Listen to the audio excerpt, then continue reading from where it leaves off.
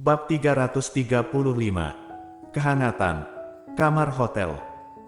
Setelah mandi, Claire Sen membungkus dirinya dengan handuk mandi dan berbaring sendirian di selimut. Dia tidak membawa pakaian apapun, dan menyadarinya ketika dia selesai mandi. Segala sesuatu yang terjadi hari ini membuatnya lengah, jadi dia barusan menyadari setelah banyak hal terjadi. Misalnya, setelah mandi, dia menemukan bahwa dia tidak membawa pakaian apapun. Dia mengetahui bahwa dia belum makan sampai dia lapar. Ketika dia ingin menelepon, dia menemukan bahwa ponselnya mati dan juga tidak membawa charger. Bagaimanapun, dia ingin tetap menenangkan diri. Memikirkannya, Claire Sen membenamkan kepalanya di lututnya. Ding-dong, bel pintu kamar tiba-tiba berdering, dan Claire Sen duduk diam. Siapa yang akan muncul di tengah malam?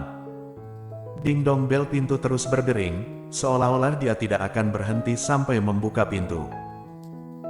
Claire Sen tetap tidak bergerak untuk waktu yang lama, dan tiba-tiba bangkit dan berjalan keluar dari tempat tidur tanpa alas kaki. Setelah membuka pintu, dia melihat beberapa pria berdiri di luar rumah. Ketika dia masih linglung, dia mendengar suara dingin. Semua berbalik.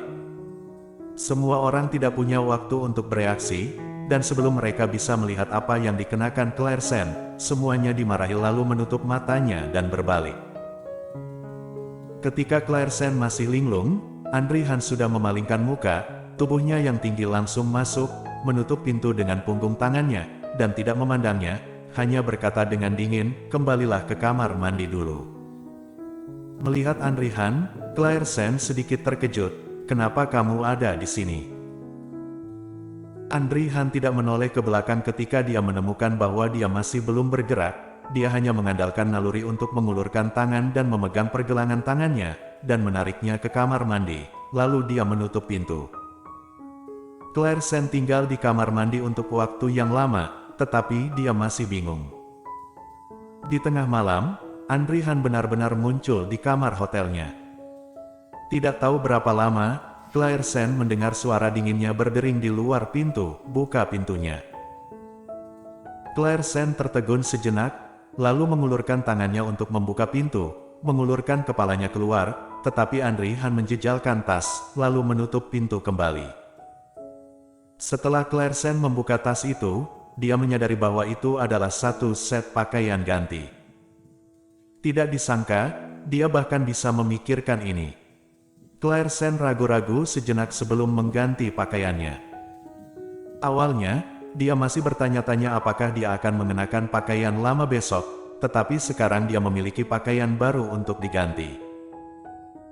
Ketika Claire Sen keluar setelah berganti pakaian, Andri Han duduk di kursi di dalam ruangan, menatap meja dengan serius, tidak tahu apa yang dia pikirkan.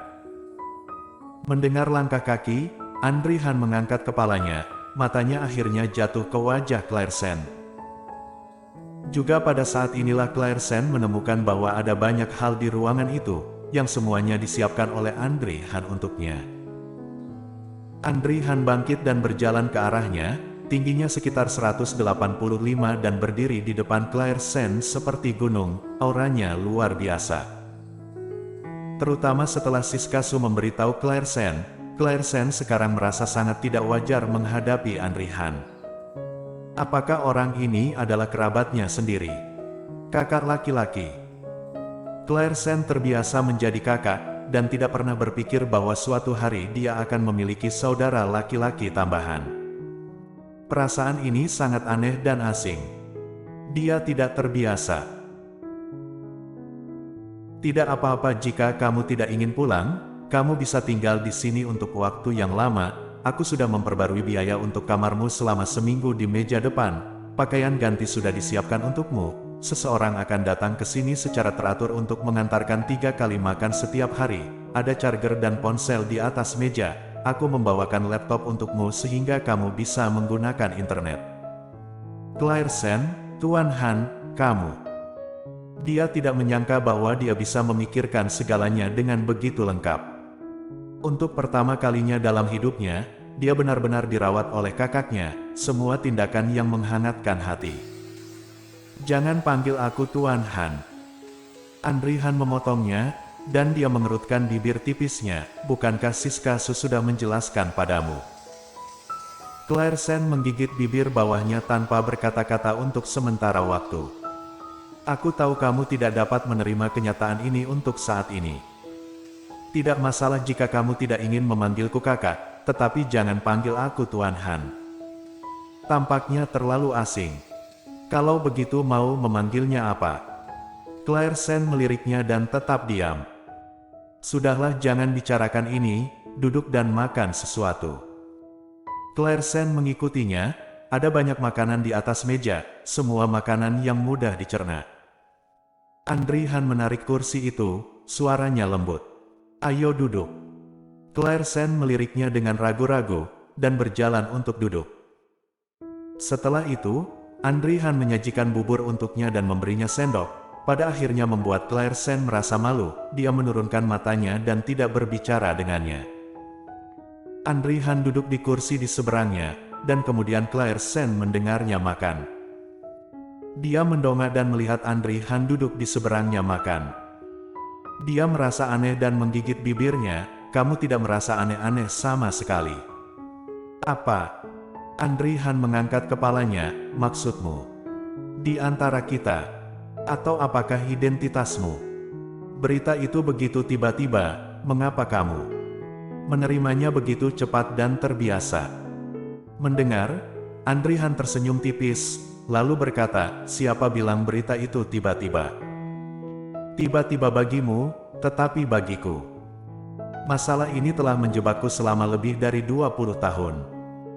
Selain itu, aku telah memeriksa identitasmu untuk waktu yang lama. Claire Sen ingat apa yang dikatakan Siska Su padanya, dan tidak bisa menahan diri untuk tidak mengerutkan kening dan bertanya, sejak bertemu aku di bandara. Andri Han mengangguk, hampir, aku curiga saat pertama bertemu. Apakah kamu tidak pernah khawatir ibuku membohongimu? Lagi pula, identitas Nona Han, semua orang menginginkannya. Siska Su berkata sudah membawamu ke kamar. Kamu harus tahu bahwa ada beberapa hal yang tidak bisa dibohongi. Kata-kata seperti itu sangat masuk akal. Claire Sen mengerutkan bibirnya, lalu bagaimana dengan Sally Han? Dia tidak bermarga Han. Andri Han menarik napas dalam-dalam dan berkata dengan dingin, dia mencuri identitasmu dan mengintai di sisimu dari awal dan mengetahui segalanya. Gadis bodoh, mengapa kamu tidak tahu apa yang dia ketahui? Claire Sen, aku tidak tahu, aku tidak pernah meragukan latar belakang kelahiranku sebelumnya. Jadi dia juga tidak tahu bagaimana Sally Han tahu tentang ini, dan mencocokkan segalanya dengan benar. Tidak heran kamu masih bisa menghibur dirimu sendiri dalam situasi itu, dan bagaimana mungkin kamu bisa meragukan pengalaman hidupmu sendiri. Pada titik ini, Andri Han menatapnya dengan mata sedih. Cepat makan, aku dengar Siska Su bilang kamu sedang dalam mood yang buruk sepanjang hari. Istirahatlah lebih awal setelah makan, aku akan kembali menemuimu besok. Dia berkata secara alami, seolah-olah keduanya sudah sangat akrab satu sama lain. Namun, Claire Sen masih sangat tidak nyaman dan ingin menolaknya, tetapi ketika dia mendongak, dia melihat bahwa tatapan Andri Han penuh perhatian dan ada perasaan tidak tahan. Lagi pula, dia telah mencari saudara perempuannya selama lebih dari 20 tahun. Bersambung.